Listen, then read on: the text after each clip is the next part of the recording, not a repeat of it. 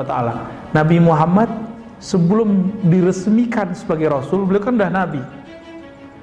Apa amalan beliau? Beliau sering merenung, kemudian beliau pergi ke Gua Hira, tahannus. Tahannus itu salah satu programnya tafakkur. Dua, tafakkur, tadabbur, tafakkur, tadabbur. Beliau tafakkur.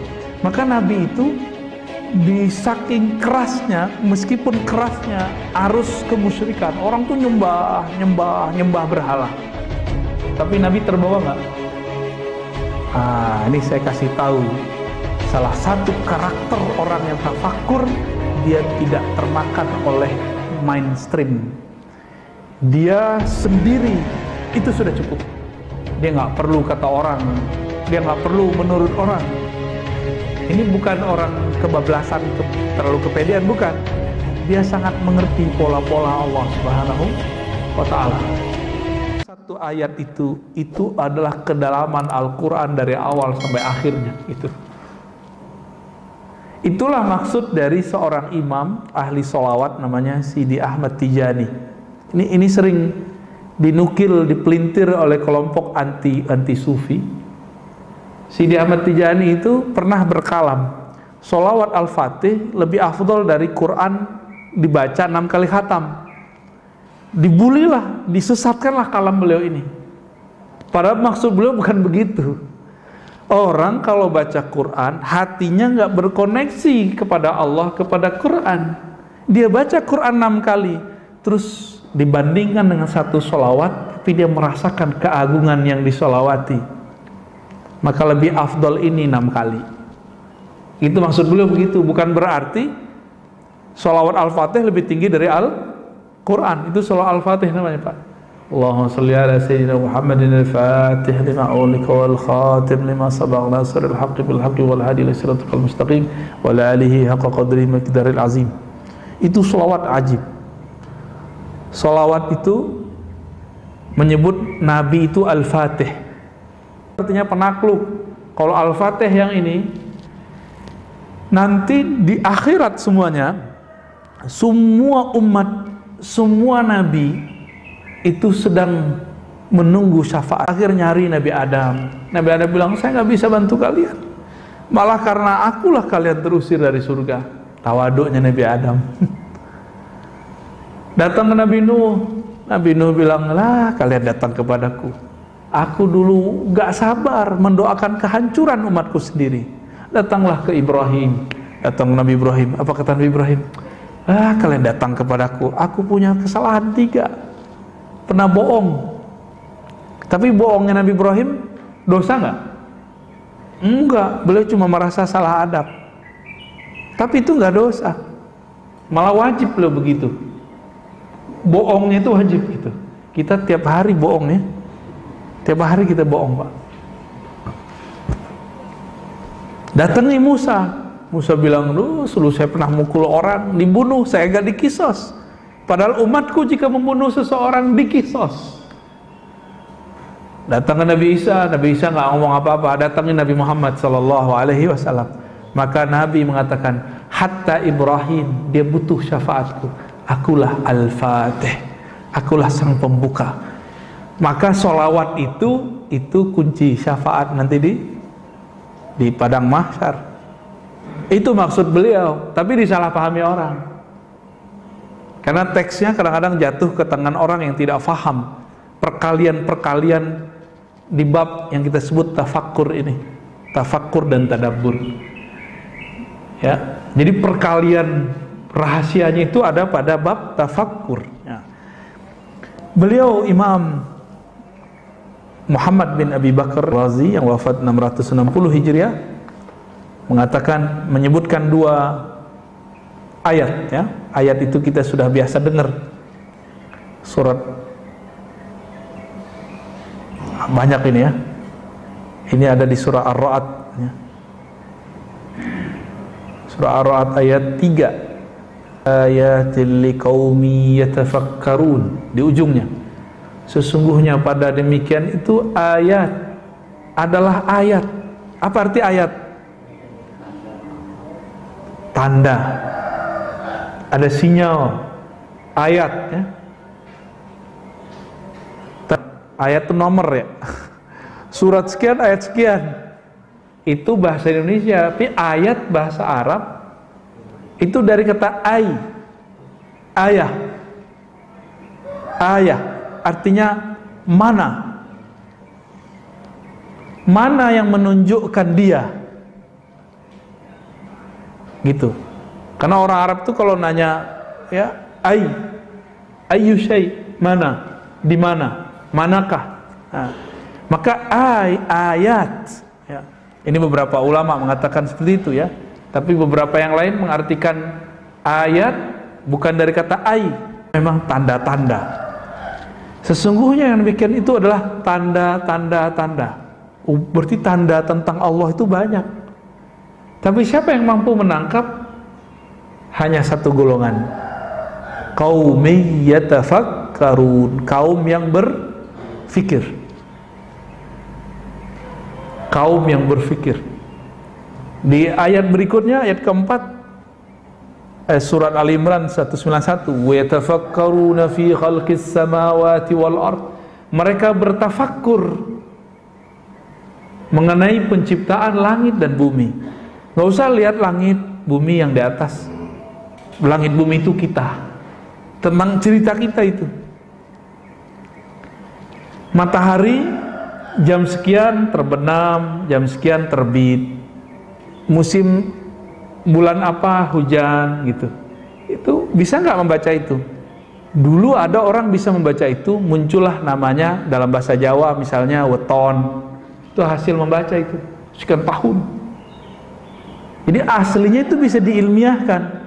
Cuma belakangan dipercaya, padahal itu cuma kebiasaannya, kira-kira begitu. Bukan untuk dipercaya, untuk jadi panduan.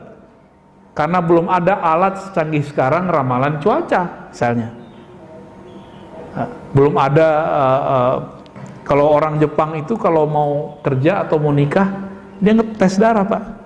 Cek darahnya dia sama pasangannya apa. Atau dia mau kerja, ini karakternya apa nih yang cocok dengan darahnya. Itu mereka sudah sampai ke sana. Kalau di kita dibilang syirik, padahal di sana dipelajari dan ilmiah. Itu ilmiah, ya. Sangat-sangat ilmiah. Kita kan senangnya yang bau-baunya barat, bau-baunya Cina, Feng Shui. Feng Shui itu lebih khurafat seharusnya daripada weton, apalagi kalau Jawa tuh. Primbon. Itu sebenarnya hasil membaca. Jadi kalau orangnya benar cara bacaannya nggak bakal syirik, malah tambah wise dia membaca alam. Kok orang-orang dulu itu betul-betul melihat. Jadi ada dulu nenek-nenek kita tuh nggak perlu pakai jam, dia cuma ngelihat bulan. Oh, jam sekian nih. Ngelihat matahari. Makanya nenek-nenek kita dulu nggak perlu pakai kacamata, Pak. Kita sekarang udah rabun-rabun karena mereka memanjakan matanya ngelihat gunung, ngelihat tanpa radiasi. Kalau kita udah kena radiasi handphone, Pak. Saya pernah pakai kacamata, Pak. Alhamdulillah hilang waktu ngajar di Istiqlal. Nggak balik-balik, ya udah. Saya pikir, udahlah mungkin ini akhir aku pakai kacamata. Nggak pakai lagi sampai sekarang. Tapi kita barengi, nyetir, ngeliat yang jauh, baca, ngeliat yang dekat. Begitulah terus. Terus sesekali diistirahatkan. Kita sadar tapi mata dipejam, zikir. Wah itu energinya dahsyat sekali. Sangat-sangat dahsyat. Kenapa? Allah nyuruh kita berpikir. Di balik pikiran itu Allah. Udah selesai. Dekat sekali dengan Allah itu. Maka nur ini. Tapi meskipun kita berani, kita dikit. Nah, siap nggak nanti jadi fi'atun qalilah? Kelompok yang sedikit tapi berpikir. Daripada orang-orang yang langsung bertindak tapi dia nggak mikir. Pilih mana, Pak? Umar kirim 4 orang tapi sama dengan 1000. 4 orang tuh mikir dulu dia mau diapain. Kadang 1000 berbuat dulu baru mikir. Dikirim ke sana supaya yang 1000 diajar mikir dulu. 4 sama dengan 4000. Akhirnya yang 4000 ini bisa mikir dulu yang benar. Dia melatih lagi orang-orang setelahnya. Berlipatlah tentara umat Islam di Mesir saat itu. Itu dahsyatnya. Apa yang difikirkan? Ayat, tanda-tanda. Tanda-tanda itu berulang aja, Pak. Berulang pola-pola. Jadi kalau saya menerjemahkan, Sesungguhnya pada yang demikian itu pola-pola yang dipahami oleh orang-orang yang berpikir. Ya, kita doakan negeri ini. Walaupun saya bukan PNS Pak ya, saya bukan pegawai pemerintah, saya swasta. Saya mungkin paling mudah kalau mau ngajak orang berontak paling mudah, tapi enggak, saya cinta negeri ini. Saya sangat mencintai negeri ini, karena di negeri ini kita bisa ngajian, bebas maulidan, bebas ngumpul-ngumpul, itu dijaga bener di sini, bener nggak? Bedanya di sini berita COVID-nya banyak, gitu aja Pak. Ya, di negara maju sekarang di Timur Tengah, Dubai itu nggak ada berita COVID. Aman, negara paling soleh sedunia, Hadramaut Tari itu kayak nggak ada COVID. Itu tempatnya Maulana Habib Umar. Semoga negeri ini ke depan bisa sampai begitu ya. Gak usah ada berita COVID. Ada orang COVID, tapi jangan ada beritanya. Jadi kita waspadanya dengan cara yang waras lah. Ya. Baik, gimana Pak? Kayaknya kebakar nih ya. Suatu saat Bapak diajak jihad menjaga negeri ini, siap nggak? Takut ya? Kalau yang muda belum kawin, Nat. Siap nggak? Harus siap. Siap itu kolbunya emang dimantepin, dikunci rasa takut itu, dibuang rasa takut itu. Satu saat akan muncul saat-saat begitu, momen-momen begitu. Agama ini kan satu aja yang belum sempurna, jihad, perang. Sekarang jihad apa Pak? Jihad opini. Ini saya setelah ngomong begini, Bapak sudah paham cara berpikir saya ya. Saya kalau sudah begini nggak mundur lagi Pak, karena ini sudah perang. Mundur dari perang berarti sama dengan al-firar minaz-zahf, itu dosa besar. Jadi dalam akidah Ahlussunnah ada 7 dosa besar. Nomor 7-nya itu melarikan diri dari perang, melawan keributan itu, melawan euforia itu, karena harus memahami pola-pola tadi ya. Jadi apa arti ayat? Salah satunya pola-pola kehidupan, pola-pola kehidupan.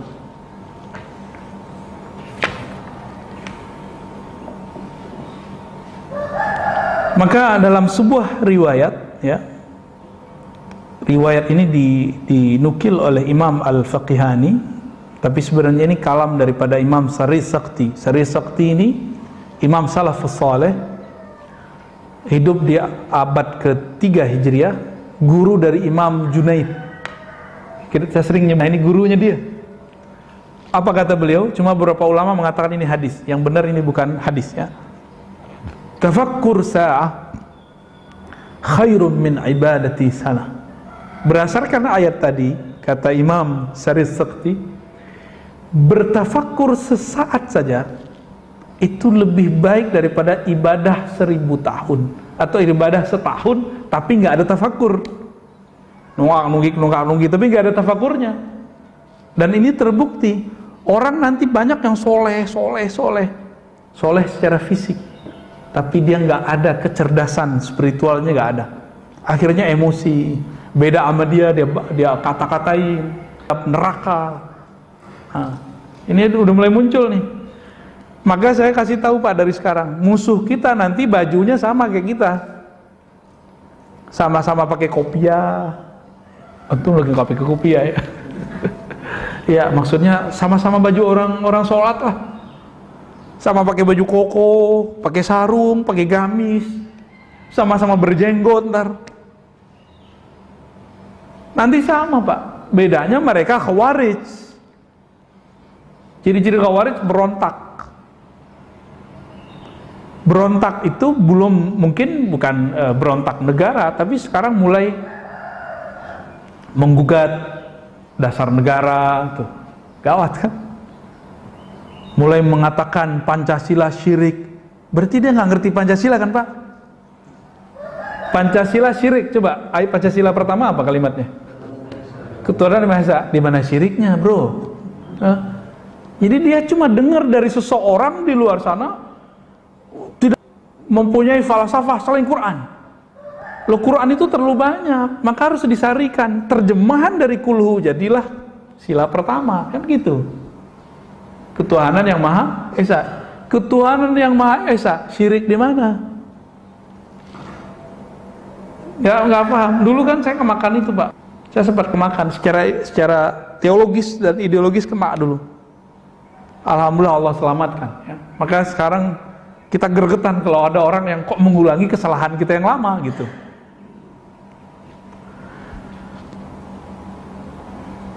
Orang kalau berpikirnya benar, maka ibadahnya walaupun sedikit itu lebih berefek daripada orang yang berpikir sedikit ibadahnya banyak. Nanti dia ngerasa sok suci dengan ibadah dia.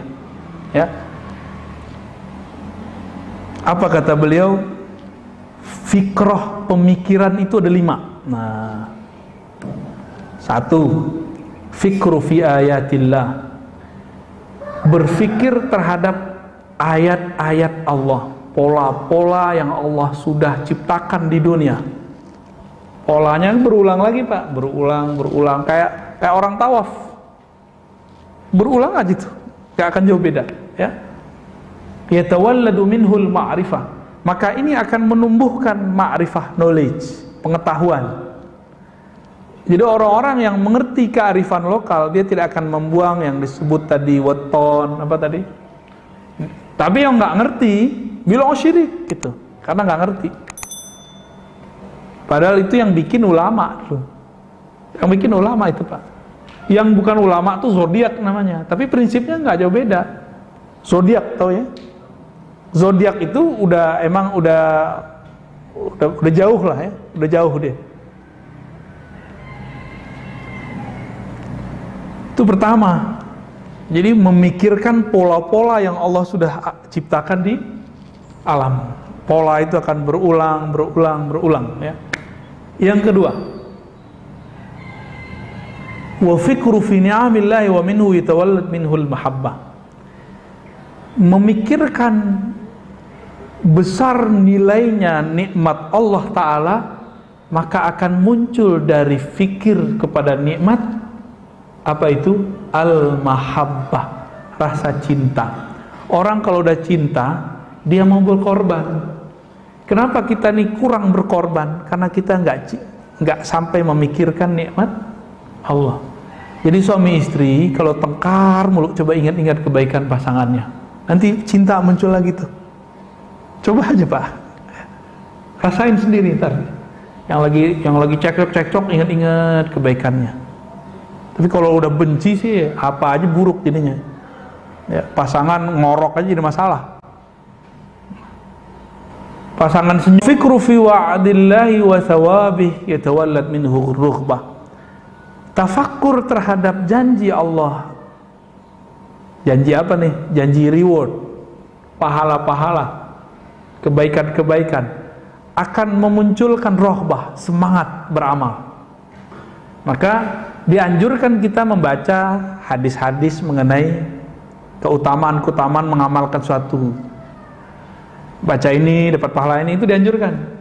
Atau kita dengar testimoni. Jadi ini bahasa lainnya testimoni.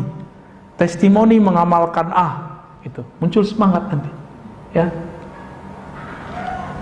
Wa fikru fi, sebaliknya memikirkan resiko akibat melakukan sesuatu. Dari sisi Allah pasti ya. Kita lihat kalau kita buat ini pasti begini. Beberapa waktu lalu kita ketemu dengan salah satu praktisi kayak magic atau apa gitu ya. Ternyata dia bukan orang musyrik, Pak. Dia cuma gaya aja kayak orang-orang kepercayaan. Kalau ngobrol sama dia ternyata ngomong Quran, hadis, Quran, Allah, tauhid, itu aja. Pantas dia kebal kayak Nabi Ibrahim. Ketemu sama dia, terus dia cerita kepada kami, saya itu pernah, kalau Allah bilang kamu jangan lakukan ini, saya itu penasaran, emang kalau kita lakukan akibatnya apa? Dia lakuin, Pak. Dia lakukan yang Allah larang di Quran itu, apa yang terjadi? Oh, rizkiku jadi seret gitu, penyakitku jadi banyak. Maka dia berhenti juga penyakitnya, rezekinya lancar lagi. Nah, itu namanya testimoni. Ya, nah kita perlu mendengarkan orang-orang berbicara ini, ya, supaya apa? Muncul rahbah, rasa waspada, rasa takut kepada Allah Subhanahu Wa Taala. Udah berapa tuh? Udah 4 ya. Yang kelima, insani fi janbillah yatawalladu minhul haya wan nadamah. Ya, memikirkan, nah mirip seperti yang dikatakan tadi, sikap berlebihannya seseorang di sisi Allah ya, akan membuatkan kita ada rasa malu ya. Jadi orang-orang yang mengenal, tidak membawakan dirinya dipandang oleh Allah ya. Kita kalau nggak merasa kita dilihat Allah, nggak muncul rasa malu. Jadi malu ini kapan muncul? Kalau kita merasa diperhatikan. Pernah nggak diperhatikan dulu oleh guru di sekolah? Malu nggak kemudian bertindak yang aneh-aneh? Nah, kira-kira begitu. Sekarang karyawan, pegawai dilihat pakai CCTV, malu nggak mereka melakukan hal-hal yang di luar tugasnya? Pasti malu. Ya. Wa alam, ini bagian akhir ya. Anna tafakkura qa'idul lil insan ila al khair wa daliluhu idza kana tafakkuran sahihan maqsudan bihi al firar min al khalqi ila al haqq wa taftish an aqrabi turukil wusul Allah azza wajal. Tafakkur itu adalah guide-nya manusia. Jadi yang bimbing kita itu tafakkur kita, yang kemudian menggait kita kepada yang baik, bahkan membawa manusia dari euforia bermakhluk, asik dengan makhluk, kemudian kita diangkat kepada Khalik, kepada Allah Subhanahu wa ta'ala. Nabi Muhammad sebelum diresmikan sebagai Rasul, beliau kan dah Nabi. Apa amalan beliau? Beliau sering merenung, kemudian beliau pergi ke Gua Hira, tahannus. Tahannus itu salah satu programnya tafakkur. Dua, tafakkur, tadabbur, tafakkur, tadabbur. Beliau tafakkur. Maka Nabi itu di saking kerasnya, meskipun kerasnya arus kemusyrikan, orang tuh nyembah berhala. Tapi Nabi terbawa nggak?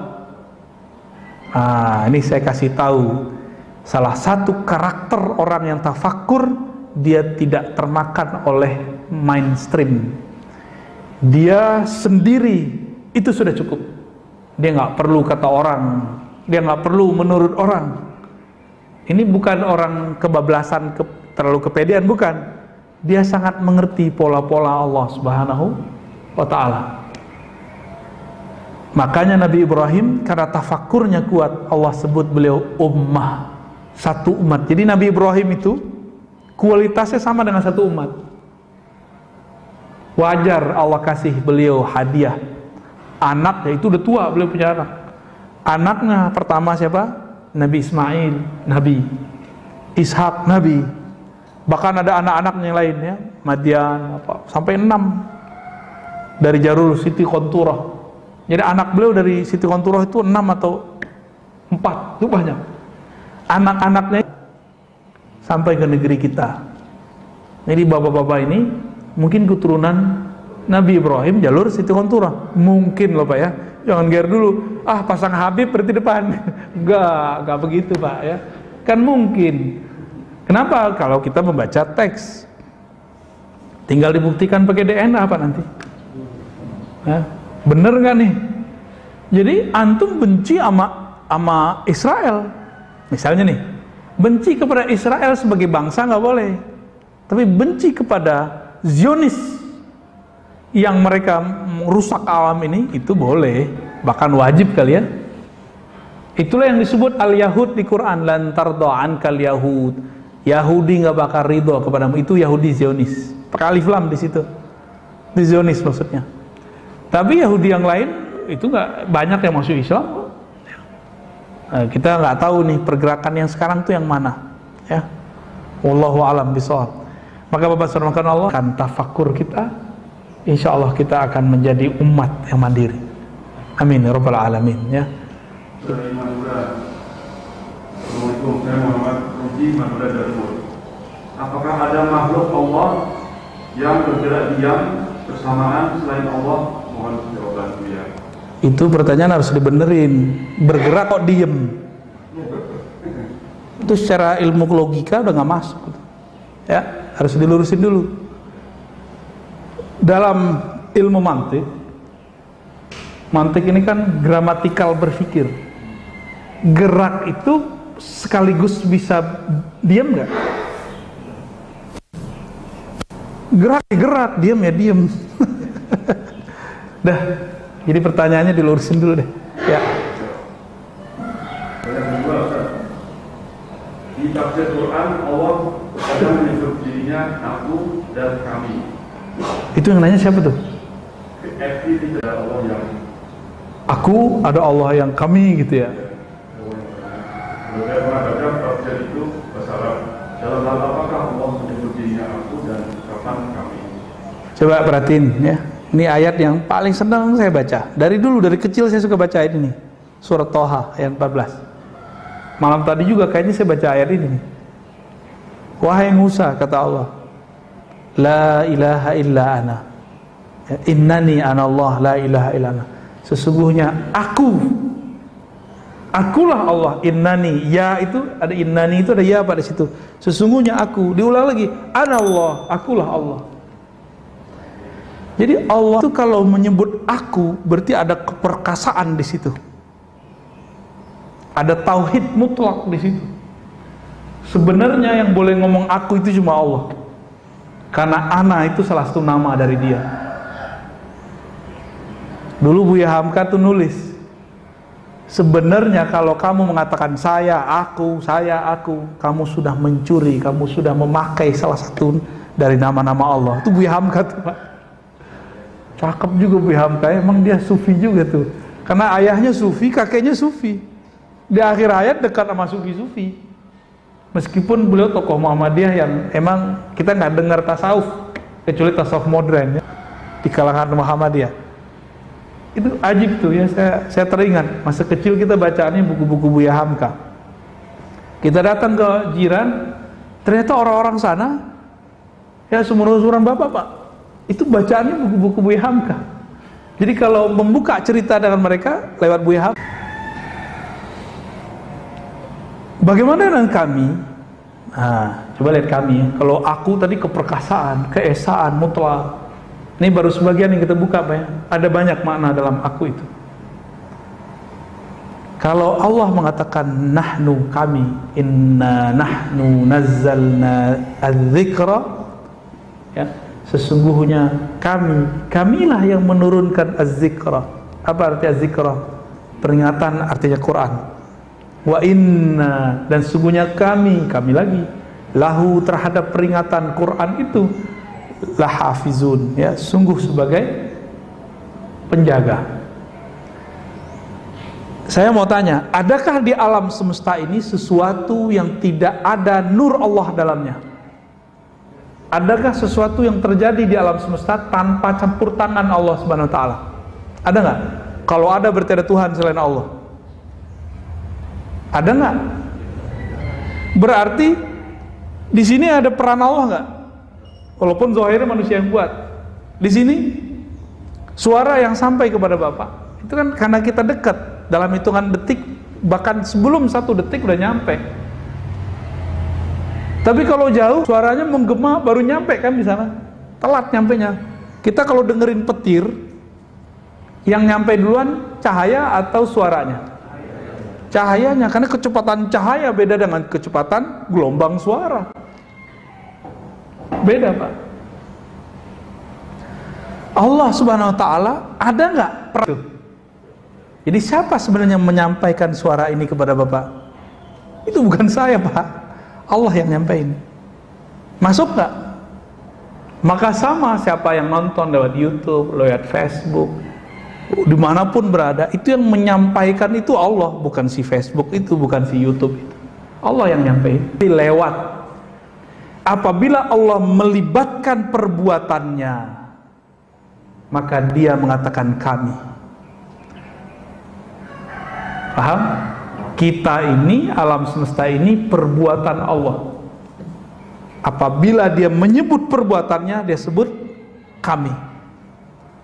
Maka dia mengatakan keesaannya dalam perbuatannya, disebut tauhidul af'al. Tauhid dalam perbuatan. Terbersit sedikit saja, Pak. Bapak ini, antum ini berpikir apa yang dipikirkan? Ada pergerakan di alam semesta, 1 biji zarah saja, itu bukan campur tangan Allah, musyrik langsung. Gawat nggak? Paham ya? Nggak ada. Bukan berarti kita fatalis, enggak. Kita sedang ingin menguji tauhid kita. Kira-kira seperti itu, Pak.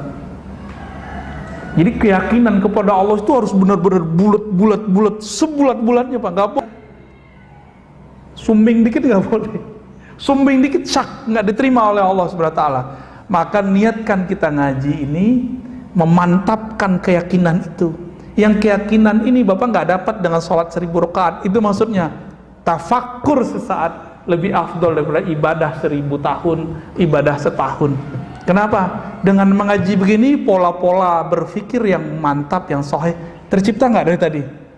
Tambah yakin nggak beragama? Tambah yakin nggak beropini? Insya Allah ya. Tadi nggak kebayang jihad, pas kita colek pada siap jihad, Pak. Tapi jihad yang benar. Jangan ngaji jihad dulu sebelum ngaji bab toharoh. Jangan ngaji jihad dulu sebelum ngaji bab tentang qisas. Jangan ngaji jihad dulu kalau belum belajar tentang akhlak, belajar tentang bab ikhlas. Nanti nggak jihad, malah ingin nunjukin, gini loh Islam yang benar. Allah nggak perlu digitu-gituin, Pak. Agama Allah nggak perlu begitu. Betul ada ayat intan surullah yaskum. Jika engkau menolong Allah, Allah tolong kamu. Emang Allah butuh ditolong? Ini Allah lagi ngapain nih? Nguji kita. Kita GR kan nih? Intan suruh kalau bagi saya terjemahannya bukan itu. Jika engkau berkorban untuk Allah, itu yang benar terjemahannya. Maka Allah akan membantumu. Udah banyak belum korban buat Allah? Belum ya? Belum. Gimana mau dibantu Allah kan? Gimana kolbunya belum bisa merasakan khusyuk? Gimana mau merasakan nikmat tahajud? Gimana mau bisa merasakan la ilaha illallah itu bergetar di kolbu? Gak bisa. Karena gak ada pengorbanan. Ini yang datang pagi ini sudah berkorban berarti. Mengorbankan rasa was-was. Benar gak? Bagus itu Pak, sembelih itu rasa was-was. Orang yang gak mau keluar rumah, gak mau ngaji ke masjid, itu lebih rentan kena nanti. Karena ada was-was ini bahaya. Bapak udah dapat imunitas ini, imunitas sosial. Was-wasnya terhilang. Karena was-was ini awal dari semua penyakit. Ini hemat kita ya. Gunting itu Pak, bakar rasa itu. Rasa was-was itu gimana cara bakarnya? Meskipun kita masih jaga jarak, tapi kita jangan sampai gak hadir di masjid-masjid Allah ya. Di majelis-majelis kajian-kajian yang menghantarkan kita kepada Allah. Kajian kan banyak juga Pak. Gak semua kajian menghantarkan, menyadarkan kita kepada Allah SWT. Saya memohon kepada Allah, semoga ta'lim-ta'lim saya, ta'lim-ta'lim yang Allah izinkan pada diri yang hina ini menghantarkan kesadaran saya dan kita semua kepada Allah Subhanahu wa ta'ala. Cukup Pak ya? Kita tutup dengan baca salawat. Allahumma salli ala Nabi Muhammad. Subhanakallahumma wa bihamdika asyhadu an la ilaha illa anta astaghfiruka wa atubu ilaik. Mohon maaf. Semoga kita diridhai Allah. Assalamualaikum warahmatullahi wabarakatuh.